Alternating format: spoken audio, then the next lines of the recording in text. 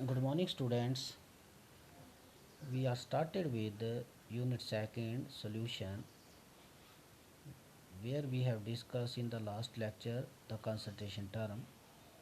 Today we will do the numerical based on the concentration term.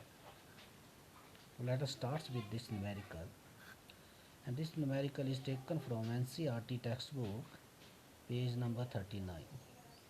So numerical problem is calculate molality, molality, molarity, mole fraction of Ki if the density of 20% mass by mass aqueous Ki solution is 1.202 gram per mole. तो यहाँ पे आपको पूछा गया है कि molarity निकालनी है। मोलैलिटी, पहले मोलैलिटी निकालेंगे, फिर मोलैरिटी निकालेंगे, फिर मोल फ्रैक्शन निकालेंगे।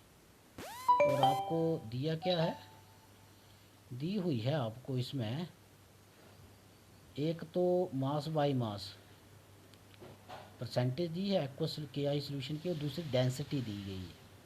तो दो चीज़ें दी हुई हैं।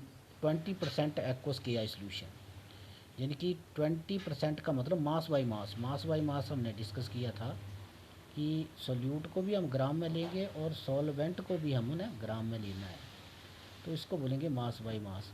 तो उस बेस पे लेके ये सारा हम कैलकुलेशन करेंगे। तो डेंसिटी कितनी दी है, 1.202 ग्राम पर मोल। तो डेंसिटी की ज़रूरत हमें पड़ेगी जब हम मोलैरिटी निकालेंगे। तो let us starts with A molality. सबसे पहले हम मोलैलिटी निकालते हैं।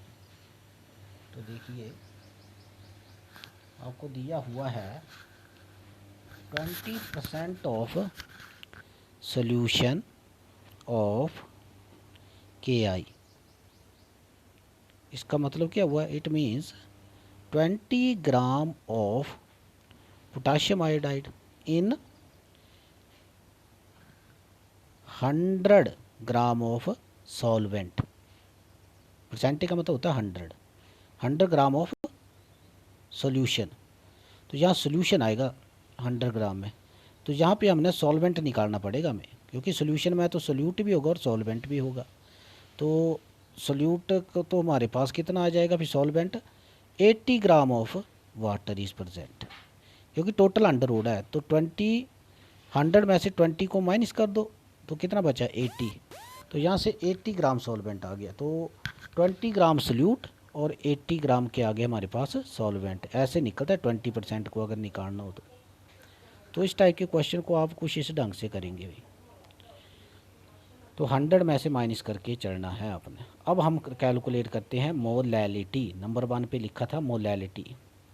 तो मोलैलिटी को हम स्मॉल m से डिनोट करते हैं, और it is equal to number of moles of solute. Solute यहाँ पे क्या है, K I, divided by total mass of solvent in KG. ये डेफिनेशन की थी हमने।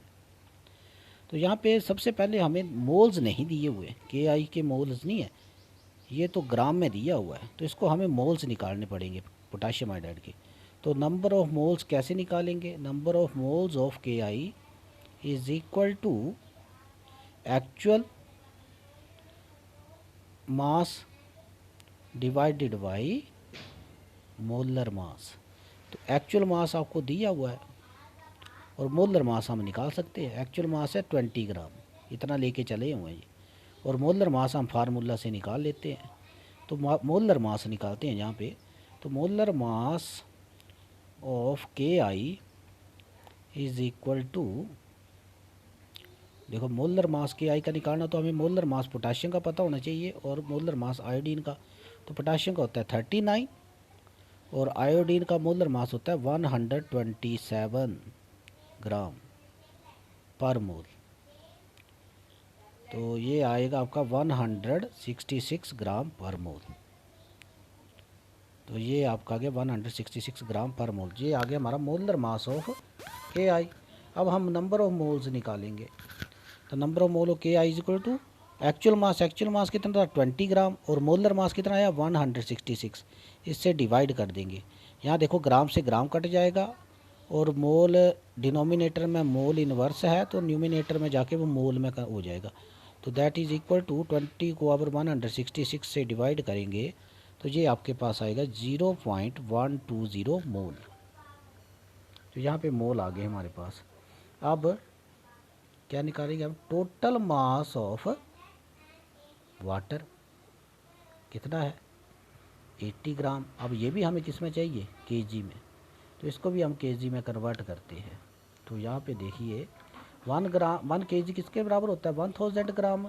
तो 1 ग्राम कितने केजी के बराबर आएगा 1/1000 केजी।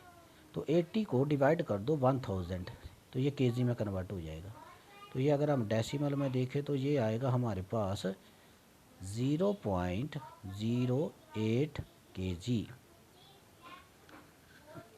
दो मोलैरिटी किसके बाद आ जाएगी, मोलैरिटी एम से डिनोट करते हैं। Molarity is equal to number of mole of solute. तो मोल कितने आ गए हमारे पास 0.120 divided by mass of solvent in KG. तो सॉल्वेंट का मास कितना आ गया 0.08 केजी, 0.08 केजी। अब इसको अगर आप डिवाइड करें तो ये आएगा आपके पास 1.5 मोल पर केजी। और जिसको मोल पर केजी को हम मोलल भी बोलते हैं, मोलल। तो 1.5 मोलल MOLAL मोलल। तो ये हमारी मोलैरिटी आ गई। यहाँ पे हमारी मोलैलिटी आ गई भी, मोलैलिटी। तो यहाँ पे अगर आप देखें तो मोलैलिटी का जो हमने फार्मूला लिखा था वो था number of mole of solute dissolve पर केजी ऑफ सॉल्वेंट। तो यहाँ पे हमें मास दिया हुआ था, मोल्स नहीं दिए थे, मास दिया था, मास बाई मास। तो हमने जहाँ से मोल्स निकाले तो यहाँ पे मोल्स निकालने का फार्मूला क्या होता है कि जितने ग्राम दिया हो उसको डिवाइड करेंगे हम उसके मोलर मास से, उधर से मोल आ जाते हैं हमारे। तो मोल भी निकाल लिए थे हमने। फिर हमने वाटर ग्राम में दिया था 80 ग्राम था, तो हमें ग्राम को किस में कन्वर्ट करना था केजी में, क्योंकि हमारी डेफिनेशन में वो केजी में आता है। तो किलोग्राम में डिवाइड किया और उसको फिर डिवाइड किया और ये आंसर आया हमारे पास 1.5 मोलल। अब हम करते हैं नेक्स्ट। नेक्स्ट आ गया हमारे पास बी, दैट इज़ मोलैरिटी। और मोलैरिटी को हम डिनोट करते हैं कैपिटल M से, and that is equal to number of moles of solute, number of moles of solute dissolve per litre of the solvent. Molarity में पर लीटर आता है, dissolve per litre of the solvent, that is total volume of solution. ये हमारी molarity आती है in litre. तो यहाँ पे देखें आप, तो मोल्स ऑफ सोल्यूट तो हमने निकाल लिए, KI के मोल हमने निकाल लिए। जब हमें मोलैरिटी निकालनी थी तो उस टाइम हमने मोल्स ऑफ सोल्यूट निकाल लिए हैं। अब हमें निकालना पड़ेगा वॉल्यूम ऑफ सोल्यूशन। तो मास ऑफ सोल्यूशन कितना दिया होता, सोल्यूशन लेना है यहाँ पे मास 100 ग्राम, सॉल्वेंट का लेना, सोल्यूशन का लेना है। और यहाँ पे हमारे पास डेंसिटी दी हुई है, मैंने बोला था डेंसिटी यूज़ करेंगे हम यहाँ पे निकालने की। डेंसिटी इज सोल्यूशन कितनी दी हुई है आपके पास, density is equal to 1.202 gram per millilitre. और डेंसिटी किसके बराबर होती है, density is equal to mass per unit volume. तो वहाँ से वॉल्यूम किसके बराबर आ जाएगा, वॉल्यूम आ जाएगा मास डिवाइडेड बाई डेंसिटी, क्योंकि डेंसिटी से हमने निकाला वो। Density is equal to mass per unit volume. तो मास वॉल्यूम कितना आ जाएगा मास पर यूनिट डेंसिटी। तो मास कितना था 100 ग्राम डिवाइडेड बाई डेंसिटी कितनी है 1.202 ग्राम पर मिलीलीटर। ग्राम से ग्राम कैंसिल हो गया और ये डिनोमिनेटर मिलीलीटर इनवर्स में है, तो न्यूमिनेटर में ये मिलीलीटर में आ जाएगा वॉल्यूम आपका। तो जो अब आप 100 को 1.202 से डिवाइड करें तो आएगा 83.19 मिलीलीटर। अब देखो अब भी हमारा लीटर में नहीं कन्वर्ट हुआ, ये मिलीलीटर में आया, तो इसको लीटर में कन्वर्ट करो। 1 litre is equal to 1000 millilitre, तो 1 मिलीलीटर किसके बराबर आएगा, 1/1000 लीटर। तो इसको हम 1000 से डिवाइड कर देंगे। 83.19 को आप 1000 से डिवाइड कर दें तो वो लीटर बन जाएगा मिलीलीटर का। तो ये कितना आ जाएगा आपका, 0.08319 लीटर। तो यहाँ से हमारा टोटल वॉल्यूम ऑफ सॉल्यूशन भी आ गया इन लीटर, और मोल्स हमने पहले निकाले हुए थे। तो मोलैरिटी को हम कैपिटल एम से डिनोट करते हैं, मोलैरिटी को स्मॉल एम से और मोलैरिटी को कैपिटल एम से। तो 0.120 mole of divided by 0.08319 litre. तो अगर आप इसको देखें, डिवाइड करें, तो ये हमारे पास आ जाएगा 1.44 मोल पर लीटर। तो इसको मोल पर लीटर को मोलर भी बोलते हैं, मोलर, MOLAR, मोलर। तो आंसर आया हमारे पास 0.0।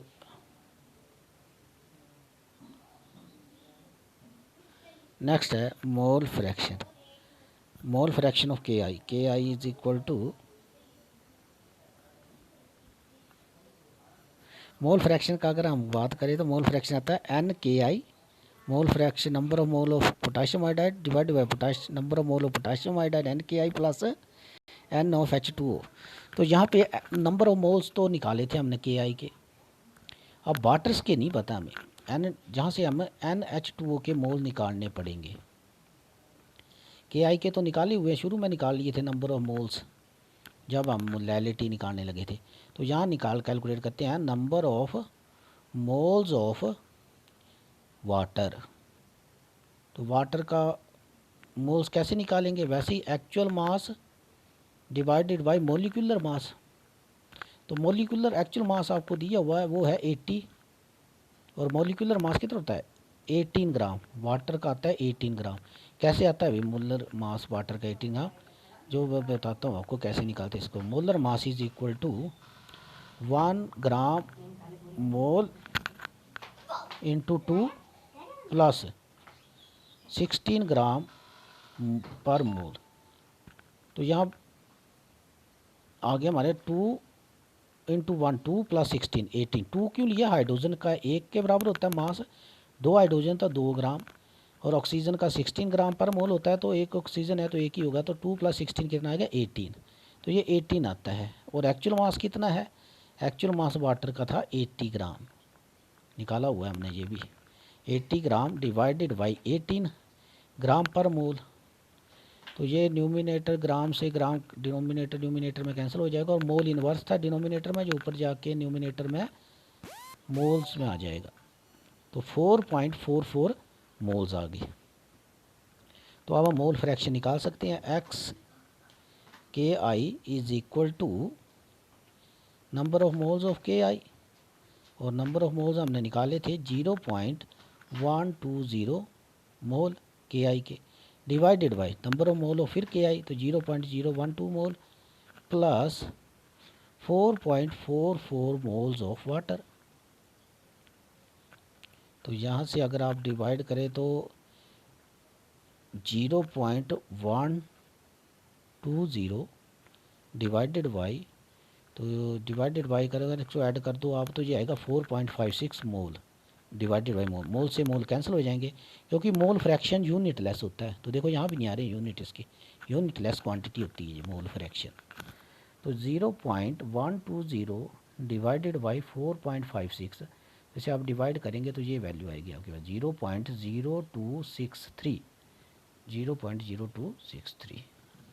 So this is all about this numerical. So I think that from this video you can easily understand how to calculate the numerical problem. Now you can do practice on numerical from your books. तो आपने books से आपने question करने हैं related with calculation of molality, molarity, mole fraction है। और वहाँ से आपने सॉल्व्ड न्यूमेरिकल करें पहले, जिससे कि आपको आइडिया हो जाए कि कैसे करने हैं। फिर भी कोई समस्या आती है या कोई प्रॉब्लम होती है तो आप मेरे से डिस्कस कर सकते हैं। तो आज के लिए इतना ही, कल हम इससे आगे पढ़ेंगे। तो आपने इस न्यूमेरिकल को सही ढंग से समझना है, खुद करना है। और ख़ास करके जो बच्चे कैलकुलेशन में वीक हैं, थोड़ी घर में प्रैक्टिस करें कैलकुलेशन करने की। कैलकुलेशन, डिवीज़न, ये आपको बेसिक चीज़ें आनी चाहिए। तो थैंक्स, आज के लिए इतना। कल फिर मिलेंगे हम एक नए वीडियो के साथ। Till then take care, bye.